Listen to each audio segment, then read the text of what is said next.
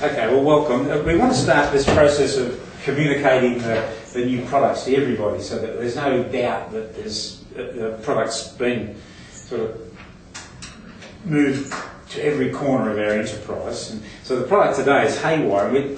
You'll notice on the little handout that it says something to the effect that we're half releasing it, because we're only releasing the bedspread aspect, and the reason for that is that we've got a backlog of sampling and we can't get the meterage sampling done in time, but I don't want it to clog up the system and hold up the distribution of the product. So what we're doing today is looking at the whys, the whats and the wherefores of introducing a ready-made product. Now, the Haywire's 4-colour story, and we've really modelled the colours based on advice we got from the flooring people, which tends to be a pivotal factor in the choice of colour, particularly in hospitals. So we've got, I think, a dozen different floors, and the lass that gave us these has scored how they sell them in Queensland and for the rest of the states and so forth. So we've got a pretty good idea. And we're not naive, we understand we'll get 80% of our sales from 20% of the inventory, or 25% in this case. But the idea is to produce a counterpane. It's also known as a bed throw in different states and so forth, but it's a simple hemmed fabric, which is exactly the same fabric as we're offering by the metre. And the sizes are very standard. They're 180 centimetres by 265 centimetres, and they fit virtually hospital beds. But you'll find there's also an audience for these products in low-cost backpacker sort of facilities and so forth. Like all of our cubicle screens, it's 100% polyester. It gets a flame retardant rating on AS 1530 Part 3, and it's very washable. We've had it laundered here up in Sydney, or Ballarat. Laundry service down there were kind enough to run it through. And so the reason we were wanting to make sure we got it right is because it is a jacquard and it's a commodity. It's the sort of thing that we used to sell canaster for, which is a dobby weave but a solid colour. And that was a little restrictive, and one of the things we think is interesting about this is that it gives a colour palette for the amateur to sort of work with. It isn't madly adventurous, but it's a little step ahead of the solid dye thing.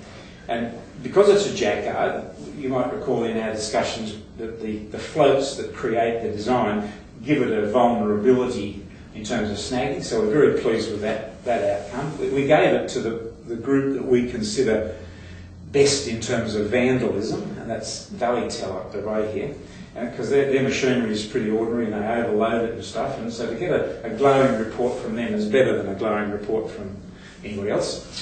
So we've got that certification there. They don't claim to be a laboratory, but to be frank, you can do things in a laboratory and get any result your heart desires, and when you put it out into the real world, a different story. So we think we'll go real world version. The 4 colours, as you see here, there's a blue theme, a grey theme, a beige theme, and a greeny, bluey mix. Okay, and the pricing on this, and this is something I really wanted to discuss with you, is the unit, the bed throw is $29.95, and the meterage is $11.95. All this is written down for you, Jen. And you'll see those people that are sharp will do the sums and say that doesn't add up. Well, it's true, it doesn't add up, and there's a reason for that. There's market forces to begin with. These are competitive commodities.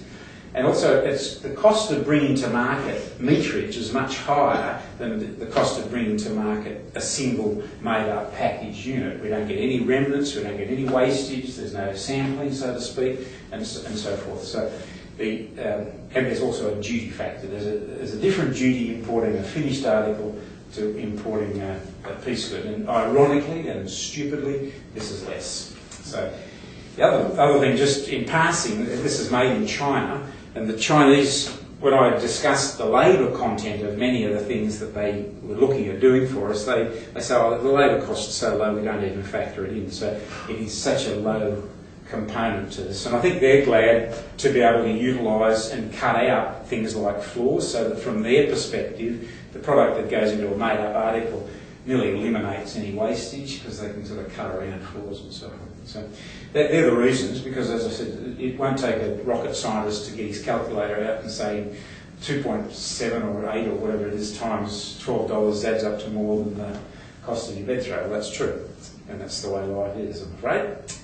So the next question, of course, is who? And I'm imagining that the ideal audience would be somebody that's in the aged care, hospital, motel supply business. In Sydney, there's people like Accommodation Linen. In Perth, there'll be Hisco. In Adelaide, there'll be people like Colliers, for instance. And then there'll be the contractors, the Crows and the Ken Wilsons and so forth, that merely as a throwaway line, if they're doing the cubicle screens or the curtains and the blinds at a facility, they might be asked for a bed cover. And this is a good solution to that, because it's a very blancmangy thing in the sense that it'll fit anywhere.